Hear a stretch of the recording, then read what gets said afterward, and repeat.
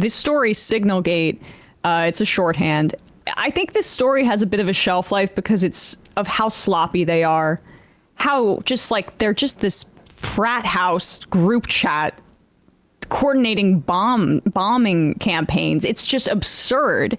And also it's the fact that they keep emphasizing how this is about meritocracy, this administration. No more DEI, no more preferential treatment for people who are not deserving of their jobs, who don't do a good job. They're just being hired because they're black or they're gay or they're Latino. Ugh.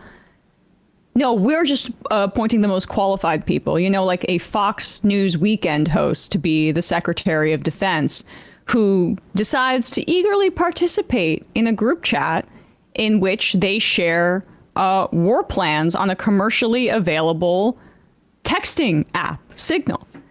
Well, I mean, that's significant, less because Signal isn't sort of secure, more in that the devices that you can get Signal on can't be secured the way that actual devices that are meant to be, like what they say, the skiff for those sorts of fancy things, which also makes it easier to track for the sort of government accountability requirements that sort of they wanted to lock Hillary Clinton up for flouting in 2016. Yeah, exactly. And so, I mean, they're presumably using their private phone numbers. Of course. Because Signal is banned. Politico reported a few days ago that Signal is banned from government phones. And then Der Spiegel, this German paper, found their personal phone numbers on the internet with like ease, meaning that any hacker, anybody, a foreign government, whatever, if they have their phone number, they can presumably install spyware remotely and intercept these communications even with the encryption protection from Signal. So because what would happen is, like you said, put a bug on the device and it just tracks every sort of keystroke and the display and exactly. So this is a major problem, but and there seems to be no denying it. They've been caught lying in 4K, but Trump will try. Should Secretary Hegseth consider his position over the Signal? Hegseth is doing a great job. He had nothing to do with this. What? Hegseth. How do you bring Hegseth into it? He had nothing to do. Look, it's all a witch hunt. Here we are talking about some of the greatest business deals ever made. The greatest companies in the world are moving into the United States, and you want to ask about whether or not Signal works. I don't know that Signal works. I think Signal could be defective, to be honest with you. And I think that's what we have to, because you use Signal and we use Signal and everybody uses Signal, but it could be a defective platform, and we're going to have to find that out. What does that mean, a defective platform? How is that possible? That proves our point, though, sir. Yeah, why are you using it? You need to be using the government, like, heavily secure computer systems to be making these kinds of decisions and to be communicating in this way. What do you mean Hegseth has nothing to do with it? He was one of the most eager participants in this group chat. Hegseth is actually probably the most in hot water because he's the one sharing, for instance, the exact time an F-18, the sort of flight bomber group would take off down to the minute. Well, after saying, and then saying, actually, there was nothing classified in what I said there, and then which prompted Goldberg to release it. Okay, bet, and it kind of seems like that, and nobody buys that. We'll play this in the fun app, but even Steven Crowder doesn't buy it's it. Stupid. Yeah, and here's Hegseth, thinking that he's got something here. Where he had said, and we played that, where he broke the fourth wall and said there are no war plans being shared. Nobody was texting war plans. Nobody was texting war plans. Okay, even though they were very specific coordinates, specifics about the jets, launch points, targets. Exact timing to the minute. Here's Hegseth trying to deny that those were war plans. This is what we're here to do. Nobody's texting war plans. He said it again. This morning, out came something that doesn't look like war plans. And as a matter of fact, they even changed the title to attack plans because they know it's not war plans. There's no units, no locations, no routes, no flight paths, no sources, no methods, no classified information. Jargon. You know who sees war plans? I see them every single day. I looked at them this morning. I looked at attack plans this morning. You know who does what we're here? Nobody was saying that girl was passed out when I tried to have sex with her. Nobody saw her take that drink. Whatever. Nobody saw me slip anything into that drink. This is semantics, and this is really what's amazing is this is the Trump administration pushing their base to the limits of how much can you just deny basic reality, yes, and not take anything serious, and just expect everyone to go along with it. And it's actually kind of pushing the limit here. I mean, you got, right, Crowder, Dave Portnoy coming out and criticizing that. It's just like, because here's the thing, I can speak for the Houthis.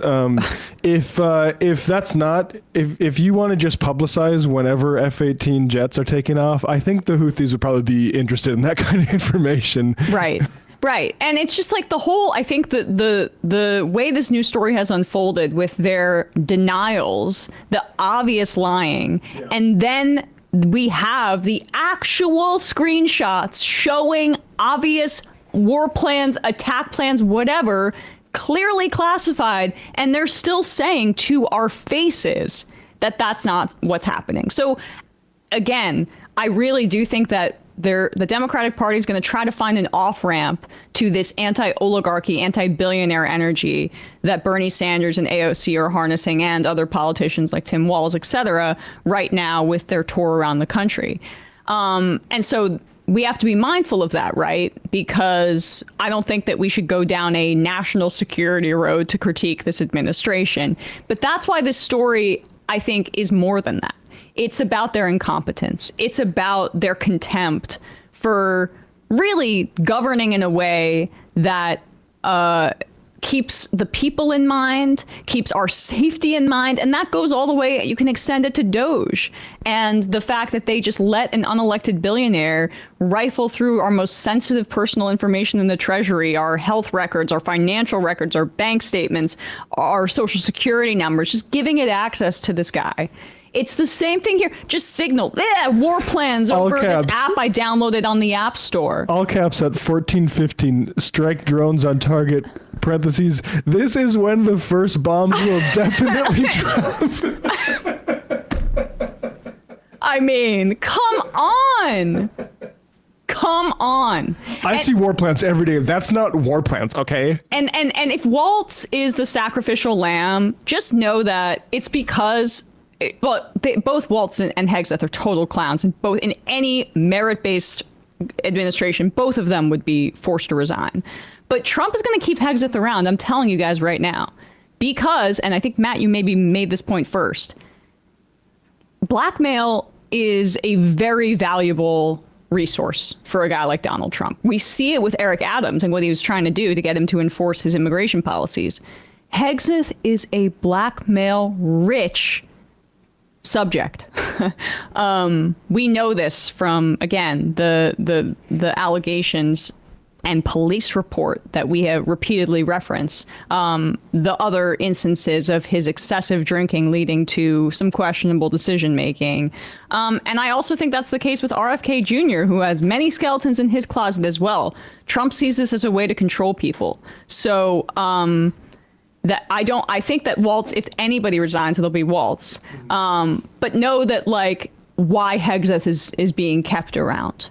And it's because he's so controllable, and that comes off in those messages, how wishy-washy he is. The only person raising any concerns is J.D. Vance, and that's because his ass is worried about 2028, where he thinks he's going to be president. So, total clowns and sycophants, and that's exactly what Trump wants. Yep. Also, all done because the sort of threats to shipping that the Houthis represent, the missiles they're firing at Israel because they're doing a genocide. Right. And Israel should stop doing that, and we can have all the shipping that we want. Yeah, and pretty sure, like, I mean, as we call them, terrorists, which it just becomes like the word has less and less meaning every time it's used by either the United States and Israel. It's just basically resistance to this genocide in many ways. But it's kind of a tale as old as time, as if like when there's a country that is acting in a way in your region that you disagree with, that you disrupt commerce and travel through the seas that are off your shores. Like, this is the kind of thing that has been done throughout history in warfare. And we're acting like this is this terroristic threat to the rest of us. No.